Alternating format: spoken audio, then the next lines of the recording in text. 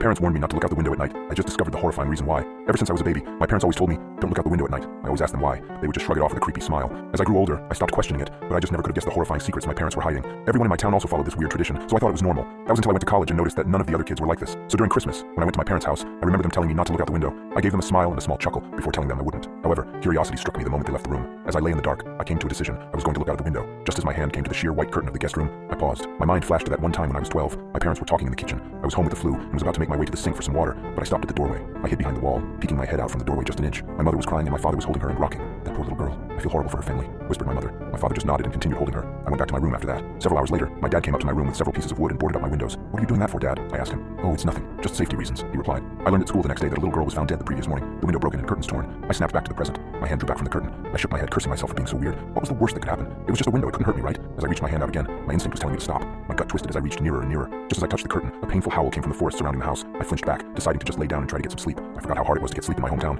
Every night, coyotes howled for hours everywhere in town, or at least I thought they were just coyotes. The next night, I woke up in a cold sweat. I glanced over at the alarm clock next to my bed. It was midnight. I groaned and sat up in bed. A low growling sound from outside of my bedroom window. I thought back to last night and decided that I had made up my mind about looking out. I thrusted my arm towards the curtain and pulled back hard, almost ripping it away from the rod. I flattened myself against the wall next to the bed for a moment before I put one eye in front of the window. I immediately regretted my decision as I heard claws clacking up the house. I flung myself out of bed, tumbling on the floor. I stood up and got back up on the bed. I stuck my face closer to the window as the clacking got closer and closer. It suddenly stopped for a second before the most terrifying creature popped up from outside, emitting a horrible shriek as it did so. I can never forget its face, the way the hollow eyes oozed some kind of black substance, like tar, and the way its lips were pulled back into a gruesome grin, the teeth bloodstained and razor sharp. It looked like it had 4 limbs, its front 2 slamming on the glass and pounding. As I was frozen in front of the window in terror, my parents burst into the room. My father held a shotgun. He marched up to my bed and yanked me away from the window. He pointed his shotgun at the creature, shooting a bullet at it. The thing scrambled away, leaving the window almost completely shattered. Damn it, son, it was a simple task. Just don't look out the window. How hard is that? My dad shouted at me. I wasn't processing his words. I was sitting on the floor, arms and legs splayed everywhere in utter shock. What the hell had I just seen? My mother ran to the bedroom door. She had tears in her eyes. Is everyone all right? She asked. Yeah, we're fine. We still gotta get that creepy effing monster though. Nathan, get up. We got some work to do, my dad said. I got up as soon as I could. My dad thrust the shotgun into my arms and marched downstairs. He opened the basement door and descended, coming back with a machete and some kind of spray bottle.